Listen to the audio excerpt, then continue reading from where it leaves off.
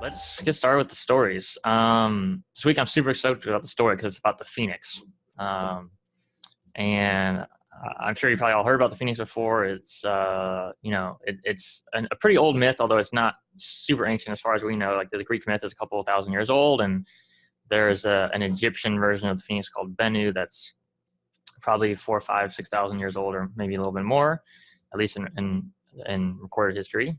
But again, many of these stories are older beyond that, right? So those, when the story was first written down is long after the story had been told generation after generation after generation after generation after generation, right? So I'm going to share my story just so you guys can see some pictures of the Phoenix that are pretty cool and probably look more cool than I do right now.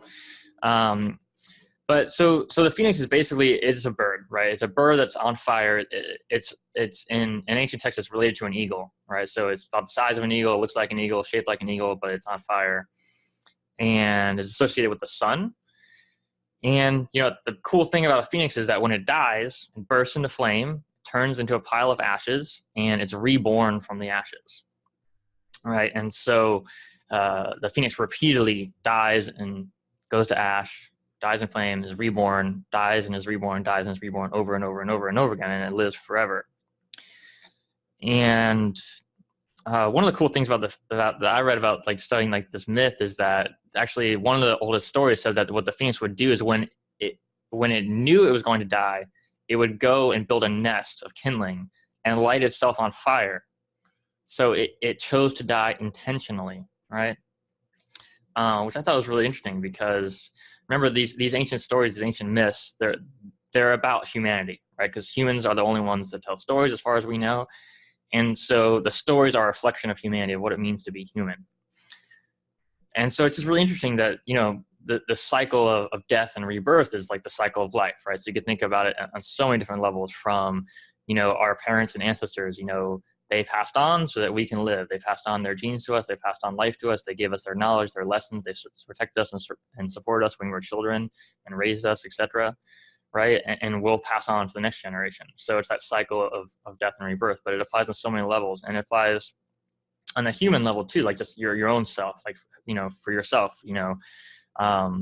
think about, this idea of death and rebirth for you, for your thoughts, for your beliefs, for, that your old careers, old relationships, old patterns, old habits, right? So we're constantly as humans recreating ourselves. That's one of the really cool things about being human, that is that we get to choose. We get to choose what we do with our life. We get to choose how we live. We get to choose what we work on. We get to choose who we spend our time with. We get to choose so many things. And in our modern world today, like we have more choice than any human in the history of the world. Like we are so blessed to live in such a rich, wealthy, technologically advanced world where, we don't have to worry about, most of us don't have to worry about, how are we going to find food and how are we going to find water, and, am I going to have shelter, and are my neighbors going to attack me tomorrow, right? Like we are so blessed to live in a very peaceful time, most peaceful time in human history, despite what the news says, statistically it is. So we're super safe today. We're super protected today. We're super wealthy. And that's such a great gift. And it kind of gives us even more freedom, like to be reborn, to do something completely new, to take a new risk, to start a new venture, to travel the world, to do whatever you want to do. We're super, super blessed. And so, so the Phoenix symbolizes so many really cool things about what it means to be human. It symbolizes, the cycle of destruction and creation, death and rebirth. It symbolizes evolution, right? The process of learning and growth and changing. Creativity, right? It's, when you create a new idea, it's like the old you is gone. Like sometimes, I don't know if you ever got an idea and it's like, wow, like I don't see the world the same way I see it before that idea changed me, right? You become a different person. It symbolizes transformation, right? The transformation from the old life to the new life, from, an old way of being to a new way of being, and symbolizes renewal, right? Because the Phoenix never really dies, right? Like it's reborn, it comes back. And so the interesting thing about the Phoenix is also this fire element, right? Because fire is a very ancient human thing, right? So fire comes from nature. You know, humans did not create fire. It's a natural thing, but there's some scientists have theorized that maybe we've controlled fire as humans for like 1 million years. We don't know for sure, but at least 100,000 years we've been using fire. That's super ancient. Like that's way before cities. That's way before, you know, it's way before a lot of tools were made. Like fire is one of the most ancient primal tools that humans have. And fire also symbolizes like truth. It symbolizes light. It symbolizes, you know, truth and light, right? And it's interesting because that's what allows the phoenix to be reborn, right? It's the fire that allows the phoenix to be reborn. It's the truth. It's the light. It's the goodness in the phoenix. It's the, and think about it, remember the phoenix is us. It's like the truth in us. It's the good in us. It's that part of us that stays alive, right? So when you learn something new, or when you go through a challenging time, or when an old part of your life dies and it's reborn and you become a new person, you become a better person, right? You see the world in a better way. You have more truth. You have more light. You have more goodness in you. And that's kind of like the human ideal, right? We all want to grow. We all want to get better. We all want to become a better person. We all want to see the world more clearly. We all want to have a little more truth in our life, a little more light in our life. The other really interesting thing about the phoenix is that it's represented as an eagle, right? And eagles have the best vision of pretty much any animal. And humans have known this for a long time because, you know, humans are great at watching animals. You know, humans, we have free time, we sit around, you know, our ancestors were sitting by lakes and they would watch eagles. And I've done this in Alaska. There's so many eagles in Alaska. It's really cool. And you can sit by a lake and you can see the eagles perched at the top of the tree.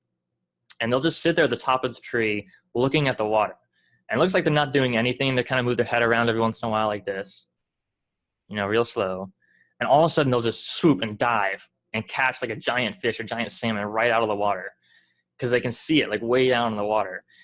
They have an incredible vision, right? Eagles are amazing. And this, you know, vision for humans, like a good eyesight, good vision, it represents something, right? So in our modern day, you know, we all know vision is, you know, what are your goals? What does the future look like for you? What is your vision?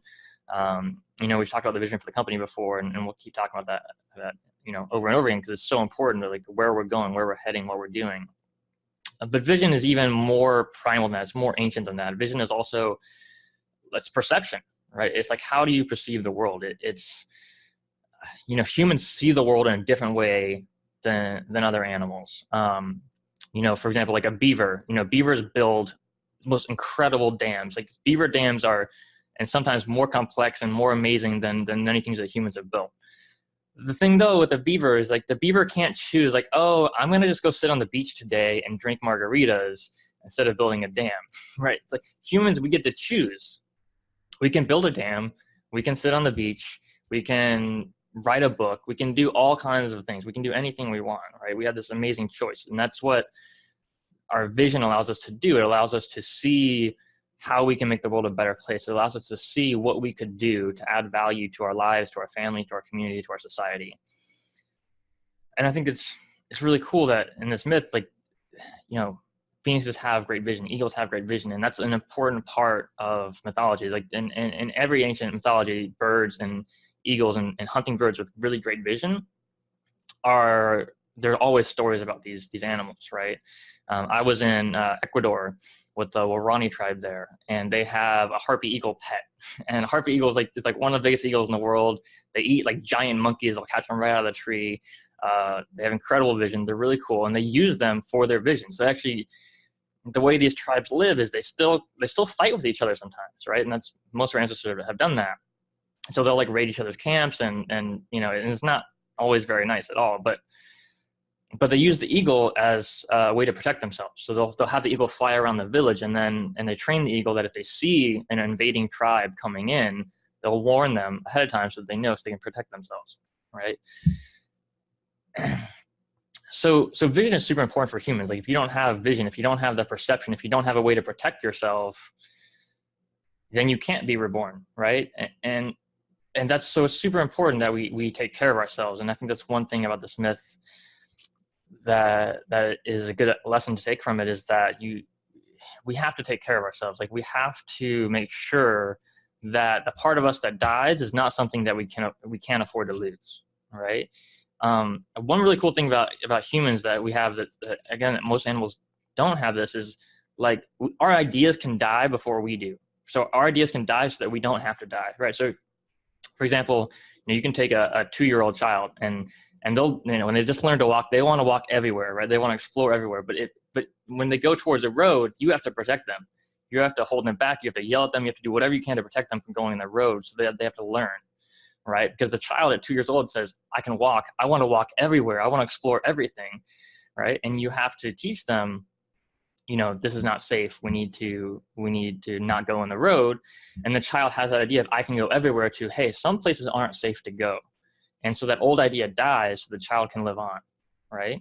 And this is such a profound concept, right? We're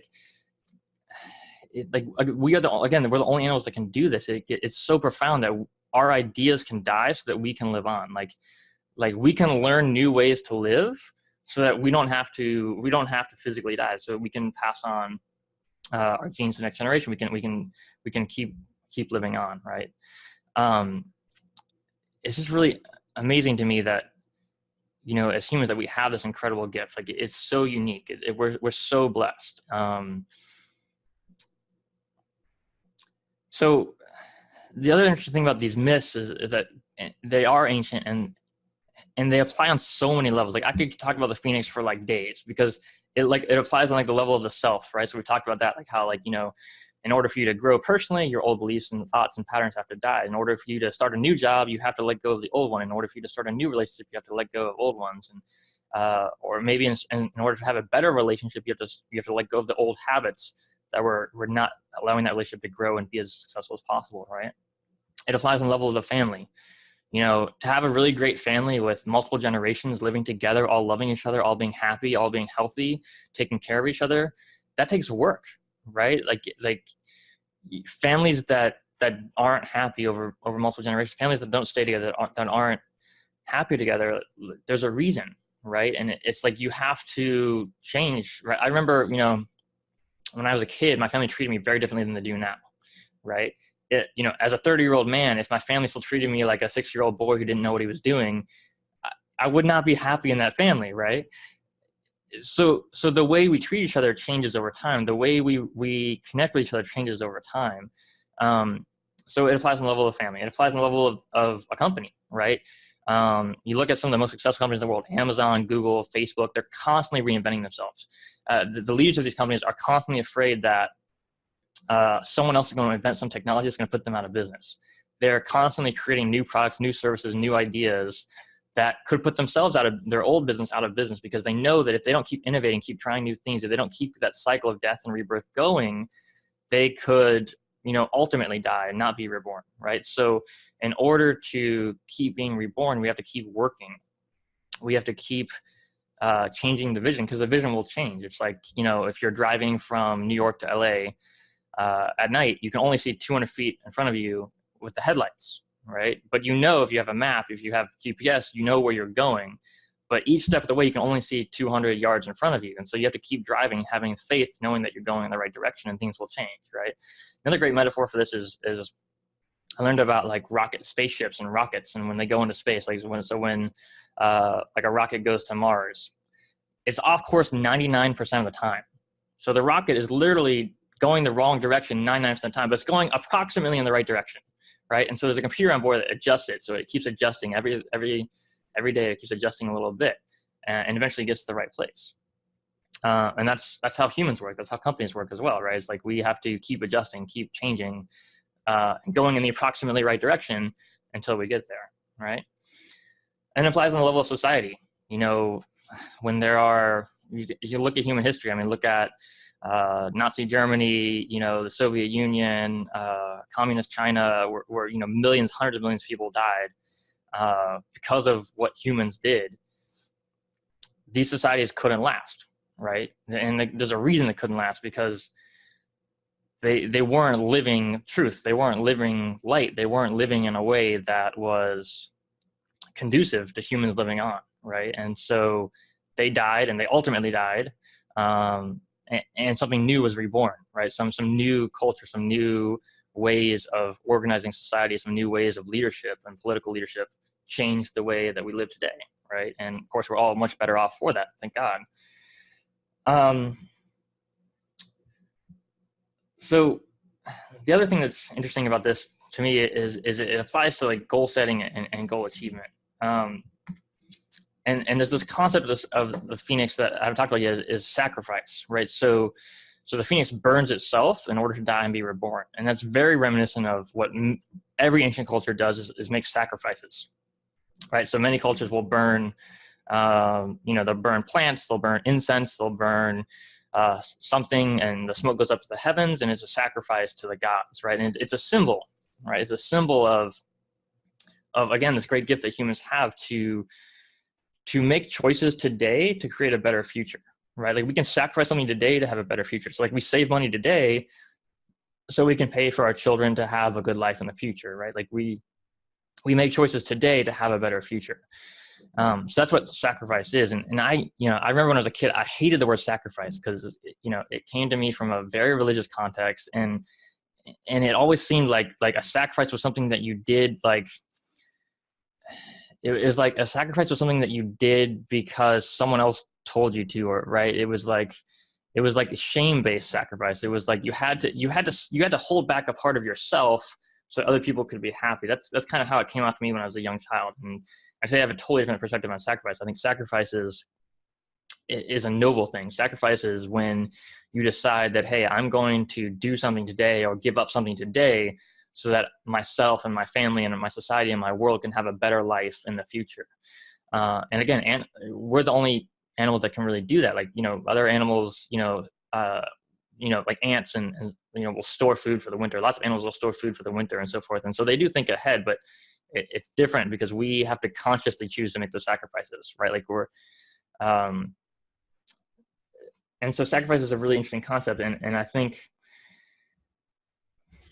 it's kind of crucial to living a good life, right? So they've done studies, like there's a study called the marshmallow test, where they take young children and they put a marshmallow in front of them and say, hey, like if you don't eat that marshmallow for 15 minutes, I'll come back and I'll give you 2 marshmallows, right?